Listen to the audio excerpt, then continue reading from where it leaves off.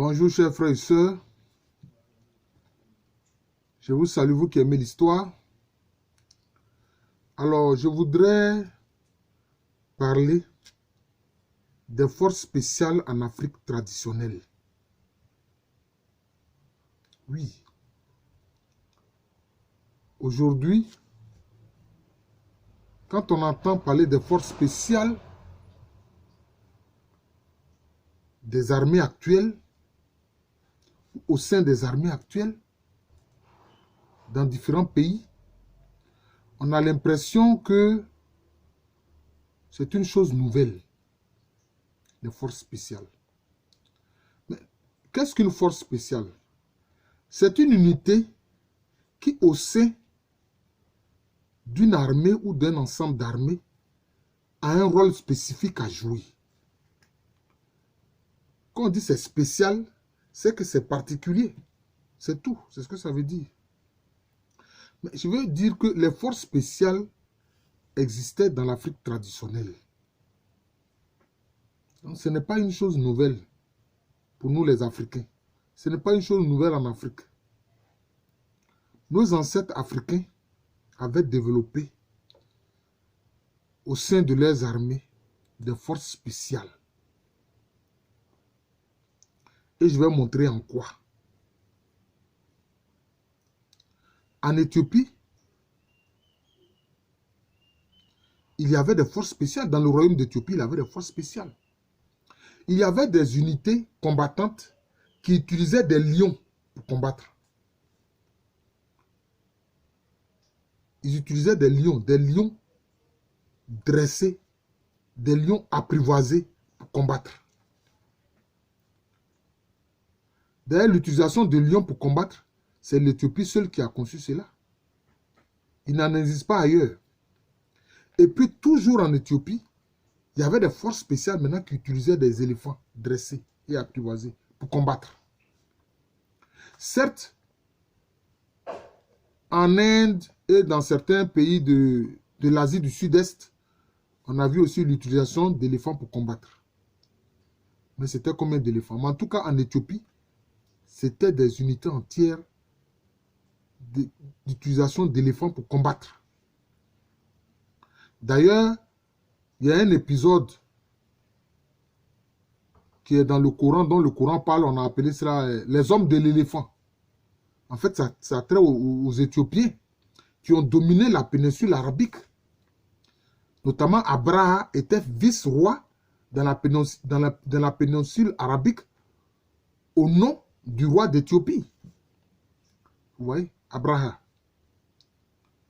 Alors, dans le Coran, il est dit que bon, Allah a défendu les Arabes en envoyant des sortes de pierres chaudes contre ces gens de l'éléphant, là, c'est-à-dire les Éthiopiens. Bon, ça, c'est une autre affaire.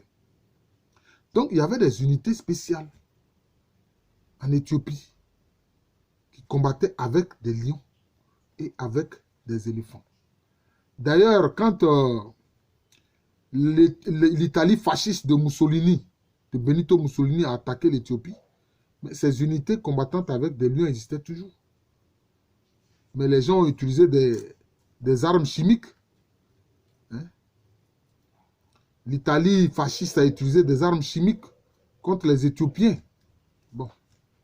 Et ça, ce crime-là, contre l'humanité, n'a jamais été dénoncé. Alors, dans le royaume du Dahomey, qu'on appelle aussi le royaume d'Abomey, il y avait une force spéciale constituée seulement de femmes guerrières aguerries, les Agoledji. Et certaines formaient une garde prétorienne spéciale pour protéger le roi du Dahomey. Oui.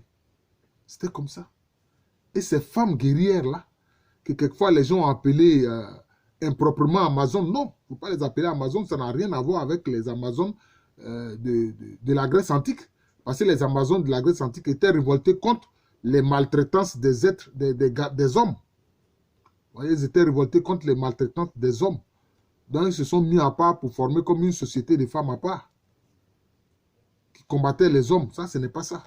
Donc, il ne faut pas qu'on appelle les Agoledji les Amazones. Non. Il faut utiliser le nom local. Il est temps qu'en français, les gens songent à utiliser les noms locaux qui correspondent à la culture en Afrique. Et non pas utiliser des traductions mauvaises. Mais quand ils veulent parler de tsunami, est-ce qu'ils traduisent ça en français? Quand ils parlent de sushi, hein, cette nourriture, comment on appelle ça, japonaise, est-ce qu'ils utilisent une traduction en français? Quand on parle de nem des Vietnamiens, est-ce qu'on utilise une traduction en français? Il faut que ça s'arrête. Il faut utiliser les termes locaux. On ne va pas traduire jelly par griot. Non, non, non, il faut qu'on arrête tout cela. Il faut qu'ils utilisent les termes locaux. Donc, ces Argolodis formaient une unité spéciale de femmes combattantes. Quelquefois, même beaucoup pratiquaient, comment on appelle ça, l'abstinence sexuelle pour être plus forte au service du roi du Dahomey. Il y a aussi, concernant les forces spéciales en Afrique, notamment dans le premier royaume des Agnis, c'est-à-dire, enfin, le premier royaume, c'est une façon de parler, hein, c'est pas... Mais en fait, quand les Agnis ont développé le royaume le plus puissant, qu'on a appelé Laouin, ou bien les Brossa, quand alors le troisième roi des Agnis, Ano Asma, dans les traditions, pensent que c'était lui le premier, mais non, lui, il est le troisième. Pendant son règne, il y a eu une unité spéciale qui a été développée. C'est une unité spéciale militaire ou guerrière qui savait utiliser des flèches empoisonnées.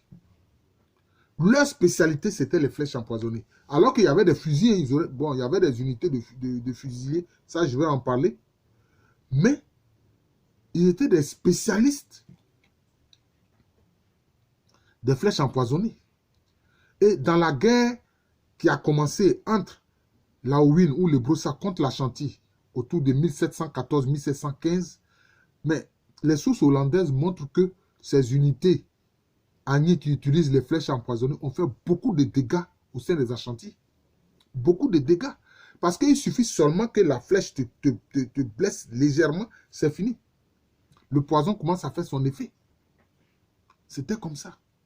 Et les Ashanti, alors que c'était une époque, bon, 1715, bon, c'est le début du XVIIIe siècle, donc les gens avaient des fusils. Mais les Ashanti ont tellement compris la leçon que eux aussi, ils vont développer une unité spéciale, des forces spéciales qui vont utiliser des flèches empoisonnées. C'est cela. Et cette unité spéciale, ces forces spéciales en Ashanti qui utilisent des flèches empoisonnées sont dirigées par un chef guerrier qu'on appelle Dadie Swabahene. Dadie Swabahene. Et cette unité donc qui utilise les flèches empoisonnées, c'est Dadie Swaba. Donc vous voyez, les unités spéciales en Afrique existaient. Les forces spéciales en Afrique existaient. Ce n'est pas les Blancs qui nous ont montré ça. Ce n'est pas les leucodermes qui ont montré ça aux Africains. Non, les Africains savaient cela. Quand on fait l'histoire militaire de l'Afrique, on comprend. Alors, en Ashanti aussi, à côté des unités qui utilisent les flèches empoisonnées, les Ashanti vont développer deux autres unités spéciales, deux forces spéciales, mais qui vont être reprises par d'autres groupes à Caen. Notamment Achédom, qui vient de l'expression Achédom, c'est-à-dire l'armée de l'arrière, qui est l'arrière-garde, qui protège le pays quand des unités combattantes vont à l'extérieur pour faire la guerre. Voilà, c'est ça. Parce que souvent, quand un pays est en guerre, on ne protège pas suffisamment le territoire même du pays parce qu'on est occupé à aller faire la guerre contre l'ennemi à l'extérieur. Mais non. Le roi Opoku-Waré, le deuxième roi des Ashanti, a compris. Surtout que quand l'Ashanti a subi l'incursion des Agnis, notamment avec le chef guerrier Ebri Moro, hein, dans les documents écrits on l'appelle Ebri Moro, mais en Agnis on l'appelle Abri Emolo. Ce sont ces descendants qui ont créé le Bétier. Et puis ce sont ces descendants qui sont à Zamaka, hein, dans l'Indénia. Hein. Mais les Ashanti, alors avec Opoku-Waré, ont créé Achédom, c'est-à-dire l'armée de l'arrière qui protège le pays Ashanti. Et puis maintenant, à l'intérieur de Achédom, il y a une unité encore spéciale qui protège spécialement la capitale, qu'on appelle Ankobia.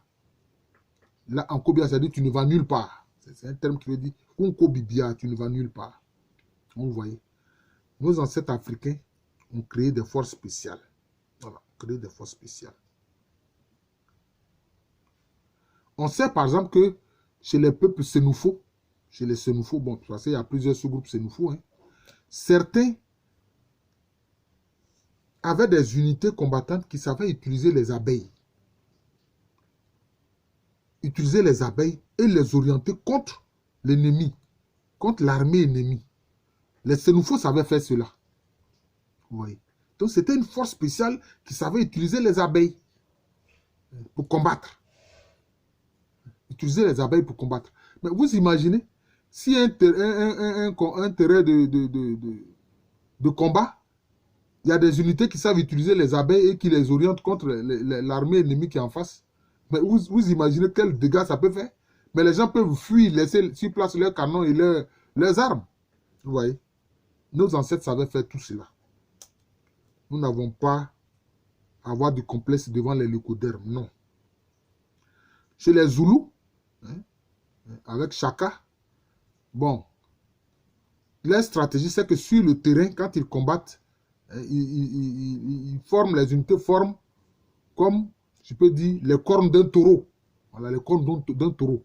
Donc, les cornes là, c'est-à-dire que les unités qui sont à droite et à gauche, comme les cornes du taureau, quand ces unités harcèlent, leur rôle, c'était de harceler l'ennemi. Mais quand ils harcèlent l'ennemi et que l'ennemi, maintenant, veut se regrouper pour passer dans la partie centrale, maintenant, il y avait les vétérans.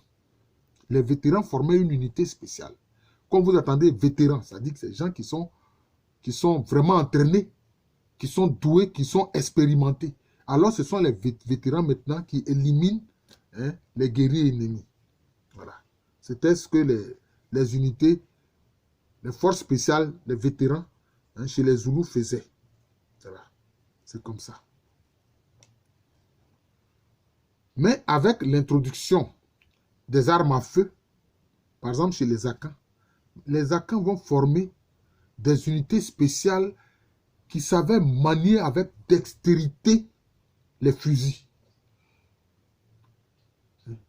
C'est-à-dire des forces spéciales qui savent manier avec dextérité les fusils. Parce que le tout n'est pas d'avoir un fusil ou une arme à feu. Mais c'est de savoir manier cela avec dextérité. C'est ce que les Ashantis ont fait. Ils ont créé des forces spéciales très douées dans la manipulation et l'utilisation des armes à feu. Ils ont appelé ces unités-là Atuo.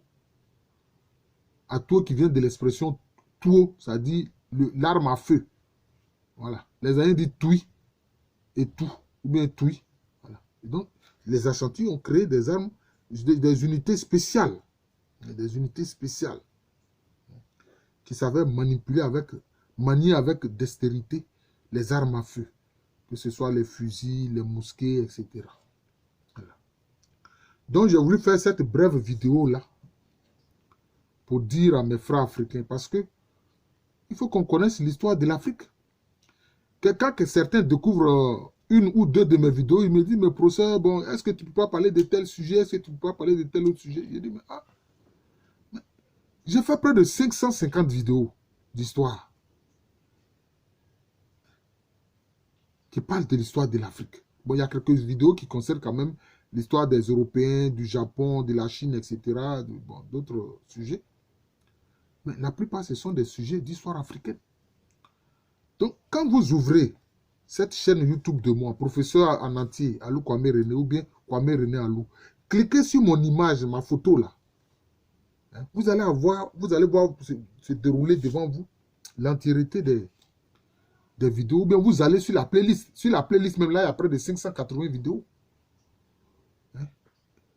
Maintenant, en cliquant sur ma photo, vous allez avoir près de 550 vidéos. Donc, c'est ce qu'il faut faire. Alors, quand on ne sait pas cela, bon, on m'interpelle, professeur, une vidéo sur tel sujet, alors que c'est des sujets que j'ai abordés depuis longtemps. Vous imaginez 550 vidéos.